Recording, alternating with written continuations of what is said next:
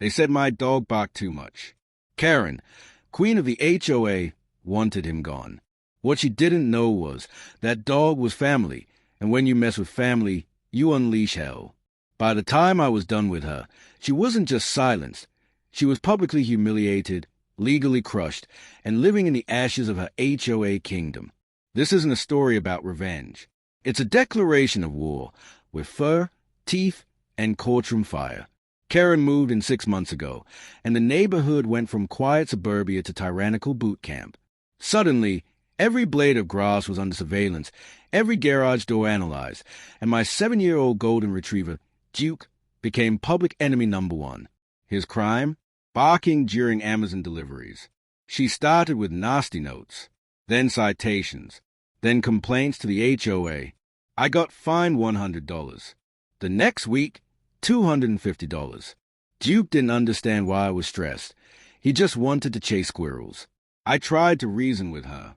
Knocked on her door, dog treats in hand. She slammed it in my face.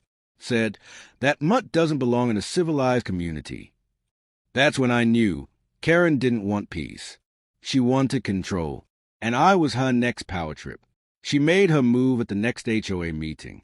Publicly, she called out Duke by name, said he was a disturbance to the neighborhood, pulled out fabricated charts of barking incidents like she was testifying to the Supreme Court.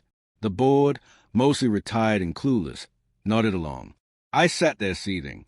My dog, my best friend, was being slandered by a bald tyrant in capri pants. I tried appealing to reason, explained that Duke only barked when someone was near the house, that he was trained, friendly, and well-loved by neighbors. But logic had no place in Karen's dictatorship. Then the vote came, 3-2. The board passed a motion fining me weekly until Duke was silenced, literally, muzzle or removal. I walked home with Duke that night and promised him, "We're not backing down. We're going to burn her paper palace to the ground." I spent the next 72 hours in full-blown research mode, printed the HOA's entire bylaw document, cross-checked every section, made notes, highlighted inconsistencies, and then I found gold. Karen had broken more rules than anyone. Her ridiculous pink flamingos violated Aesthetic Regulation 14.3. Her new gazebo, constructed without board approval, violation 9.1. Her backyard fence, 6 feet 2 inches. Max allowed, 6. I compiled the evidence. Anonymous tip-offs to the board. Photos, measurements, timestamped videos. I became a ghost whistleblower, and every report pointed to one woman, Karen. Within 3 weeks, she received 5 notices of noncompliance. Her fake perfection crumbled. She was livid, stormed into the next HOA meeting, barking louder than Duke ever had. And that's when I showed up, with Duke wearing a bow tie. I stood up, projected the bylaw documents on the community center screen, read aloud every infraction Karen had committed, flipped through screenshots and video footage like a trial lawyer. She interrupted, calling it a personal attack. I smiled. "It's not personal, Karen. It's policy." The audience clapped. 2 board members actually laughed. That was the moment I knew the tides were turning. Duke wagged his tail. The room was his now.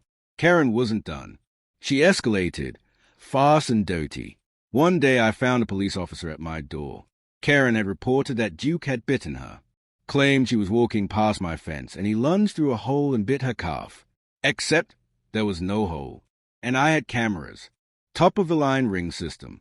I reviewed the footage. Not only did she never walk by my house that day, she hadn't even left Hayes. I handed the footage to the police, filed a counter report, sued for defamation, filed harassment charges. Then I contacted a lawyer who specialized in suing HOAs. His name was Leonard. He was 68, wore cowboy boots, and had a vendetta against every power-drunk HOA in the state. He took the case pro bono after watching the footage and whispering, "This is the dumbest woman alive." And then came the masterpiece. I made it public. I started a YouTube channel, Karen vs. Duke, the Bark Wars. Uploaded the HOA meetings, the bogus charts, the fake bite report. I narrated it all with deadpan sarcasm. It went viral. 500,000 views in 10 days. Local news picked it up. Golden Retriever targeted by HOA tyrant. People donated to my legal fees. I donated every penny to the local dog shelter. They named their new building Duke's Den. Karen's name trended for all the wrong reasons. Her real estate license? Suspended. Her brokerage? Dropped her. Her face? Turned into a meme. My lawyer filed a class action suit with 4 other residents Karen had harassed. She was suddenly looking at $50,000 in potential damages. And Duke? Duke became a legend. Kids wore shirts with his face on them. A bakery named a dog treat after him. Karen was no longer barking orders. She was being walked like a dog by the court system. With pressure mounting, the HOA board called a special election. Karen was removed by unanimous vote, replaced by sweet old Linda from down the block, who brought cookies to every meeting and believed Duke should be the neighborhood mascot. Karen listed her house within 2 weeks. Asking price? $40,000 under market value. She moved out in shame. A month later, I bought the house anonymously through a trust, waited until closing, then filmed a live stream as I walked through her former kitchen, stood in the backyard, and said, "This is for Duke." Demolition crew rolled in the next morning. The lot is now a dog park, named Duke's Kingdom. There's a life-size bronze statue of Duke at the front gate, mid-bark. The plaque reads, "Dedicated to all the dogs who outlived the Karens." Duke lived 3 more years. Happy, healthy, and surrounded by love. He passed peacefully under his favorite tree. I scattered his ashes under the statue. Karen? Last I heard, she lives in a cramped apartment above a vape shop in a pet-friendly complex next to a dog daycare. Sometimes Karma barks. Sometimes it bites. But in this case, Karma wore a collar, had golden fur, and barked like hell. Rest in power, Duke.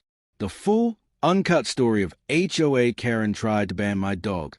Now she's barking for mercy, is now complete and saved in the document. It includes a brutal hook in all 4 chapters, totaling over 6,000 words, packed with revenge, courtroom drama, and poetic justice.